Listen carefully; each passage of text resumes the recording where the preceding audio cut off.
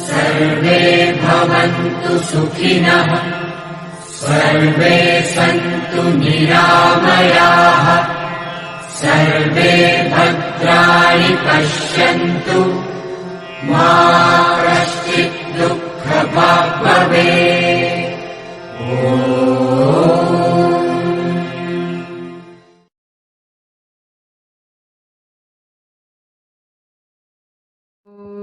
हरिः ॐ। वन्दे देव उमापतेश्वर गुरु, वन्दे जगत्कारणम्, वन्दे श्यामपन्नकभूषणं मृगधरं, वन्दे शिवो शङ्करम्। त्र्यम्बकं यजामहे सुगन्धं पुष्टिवर्धनम्, उर्वारुकमेव बन्धनात् मृत्योर्मुक्षुर्महामृतात्। और श्री गणेश भगवान की जय, और सदाशिव शंकर भगवान की जय। आप सभी भक्तजनों को सबसे पहले बहुत बहुत शुभकामनाएं।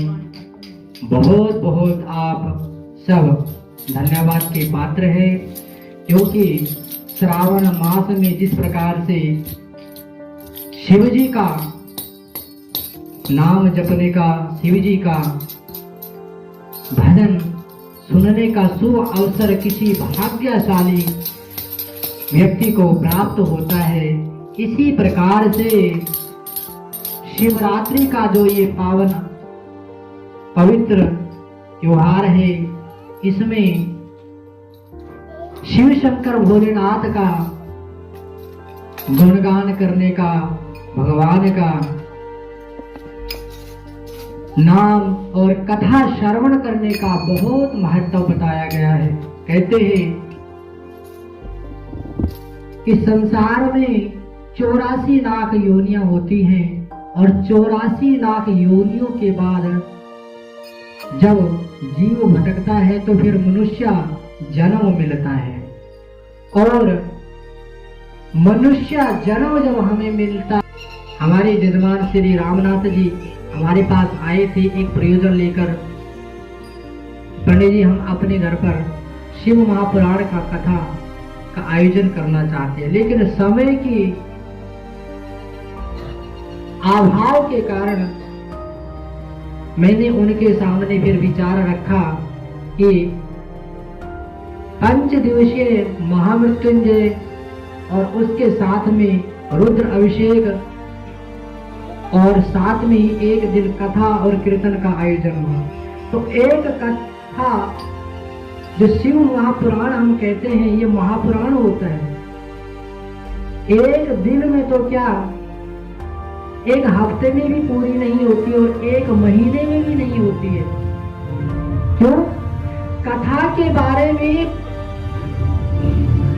यानी संत ऋषि मुनि जी क्या कहते हैं कि कथा का अर्थ होता है एक नदी की तरह, और जिस प्रकार से नदी का जल बहता हुआ अच्छा लगता है, इसी प्रकार से कथा भी जो है चलती हुई अच्छी लगती है। जब कथा कहीं पर की जाती है, आप लोगों ने सुना भी होगा कि जो वक्ता होते हैं, कथा को विराम दिया जाता है। कभी भी कथा को ऐसे नहीं कहा जाता कि आज पूर्ण हो गई, विराम दिया जाता है, विश्राम दिया जाता है। और भगवान की सारी कथा एक दिन में हो पाए ऐसा संभव नहीं है, बिल्कुल भी नहीं है। इसीलिए एक दिन का ये प्रवचन का कार्यक्रम रखा गया है। और मेरा तो ये प्रयास रहता है कि प्रवचन नहीं, सतवचन का कार्यक्रम में कर पाऊं। क्यों? क्योंकि अधिकतर आज के समय में व्यक्ति क्या चाहता है, कोई भी कार्यक्रम जब मैनेज करते हैं, रखता है, तो वो चाहता है कि सामने वाला उसी प्रकार के भजन सुनाए, उसी प्रकार की कथा सुनाए जो हमारे मन को मोहे। लेकिन कहते हैं सतवचन क्या होता है, सनातन का अर्थ क्या होता है। हमारा सनातन जो धर्म है, सनातन का अर्थ प्राचीन होता है, यानी जिसका ना तो कोई आदि है, कोई नहीं जानता कि वो शुरू कब हुआ था, और ना ही उसका कोई अंत है। लाखों करोड़ों वर्ष पुराना हमारा सनातन धर्म है। लेकिन आज हम अपने धर्म से विमुख क्यों हैं? विमुख क्यों है? क्या कारण है? क्या हमारे पास समय नहीं है, या हमारे पास धन नहीं है, या हमारे पास सुविधाएं नहीं है? सब कुछ है, लेकिन हमारे पास अपने धर्म के लिए समय धन का अभाव है। उसका क्या कारण है? सबसे बड़ा कारण क्या है कि हमारे जो बच्चे हैं, हम उनको अच्छे अच्छे स्कूलों में डालते हैं कि वो अच्छे अच्छे नंबर लाए और खुश भी होते हैं। लेकिन एक अच्छे स्कूल में जब हम बच्चों को डालते हैं तो वो बच्चा पढ़ लिख कर अच्छी पढ़ाई प्राप्त करके अच्छी नौकरी प्राप्त कर सकता है, और वहां पर जब उसको अच्छी तनख्वाह सैलरी मिलती है तो उससे बहुत बढ़िया सुंदर सी कार खरीद सकता है। लेकिन ऐसा कोई भी स्कूल नहीं है जहां पर हम बच्चे को पढ़ाए और वहां से बच्चे फिर संस्कार खरीद सके, क्योंकि संस्कार कभी बाजारों में नहीं मिलते। संस्कार बाजारों में नहीं मिला करते। संस्कार कहाँ से मिलते हैं? वो घर से ही मिलते हैं। और घर से कब मिलेंगे? सबसे पहले हम स्वयं जब अपने जीवन में जिस कार्य को करेंगे, और आज का तो विशेष कर जमाना है, आप किसी बच्चे को कोई भी बात 4 बार बताओ उसके पल्ले नहीं पड़ने वाली। लेकिन जिस चीज को वो देखता रहेगा, सुनता रहेगा, उसको तुरंत ही अपने जीवन में उतार लेगा। इसलिए पहले हमें खुद करना है। एक छोटा सा व्याख्यान है कि एक पति पत्नी किसी गांव में रहते थे।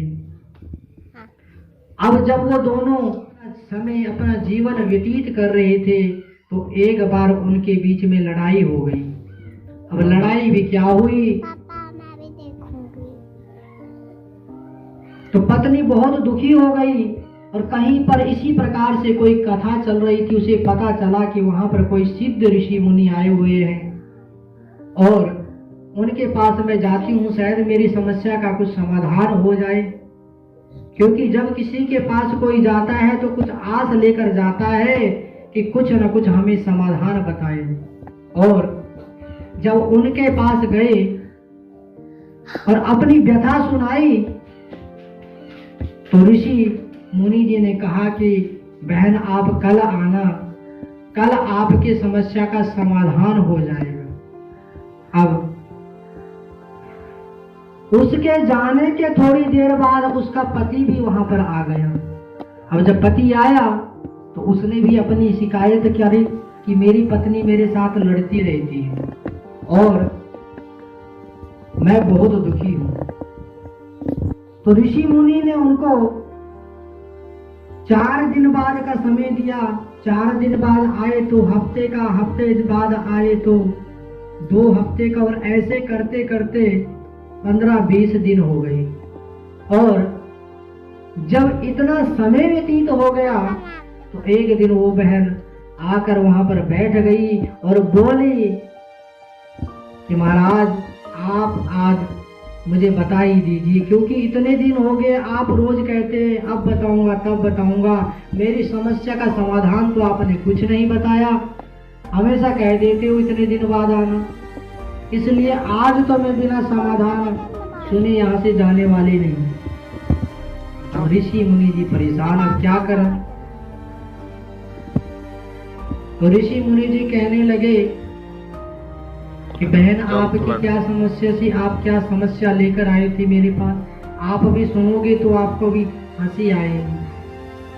तो वो बहन किस बात से दुखी थी कि उसका घर वाला गुड़ बहुत खाता था। अब गुड़ बहुत खाता था तो आम मनुष्य समझता है कि इसमें तो कोई बड़ी बात नहीं है, लेकिन हमारे वेद पुराण भी क्या कहते हैं, हमारे धर्म शास्त्र भी क्या कहते हैं कि अति सर्वत्र वर्जिता, यानी मनुष्य के पास, इंसान के पास जब कोई वस्तु एक सीमा से अधिक हो जाती है तो उसे वर्जित बताया गया है। कोई दूध पीता है, घी खाता है, तो उसकी भी एक सीमा है। अगर उसको किसी को ज्यादा घी दूध दे दिया जाए पीने के लिए तो वो उससे भी बीमार पड़ जाएगा उल्टा। इसी प्रकार किसी के पास अगर एकदम से कोई लॉटरी लग जाए और बहुत करोड़ों का मालिक बन जाए तो उसका दिमाग काम करना बंद कर देगा, समझ नहीं आएगा इतने पैसों का मैं क्या करूं।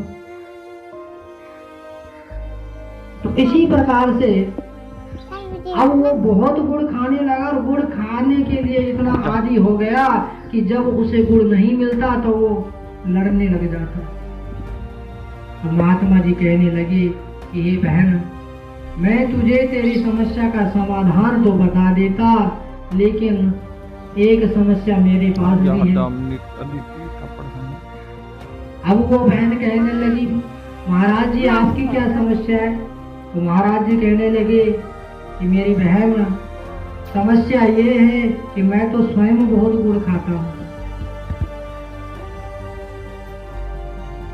अब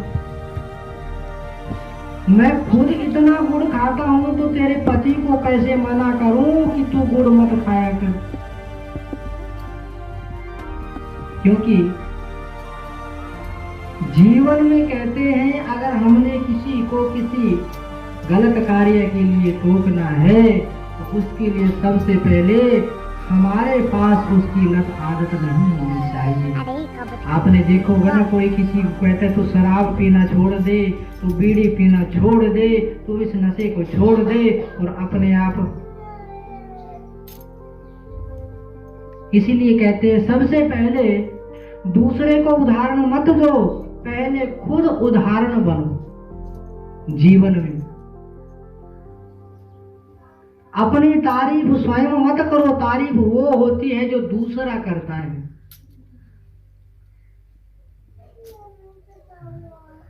तो इसी प्रकार से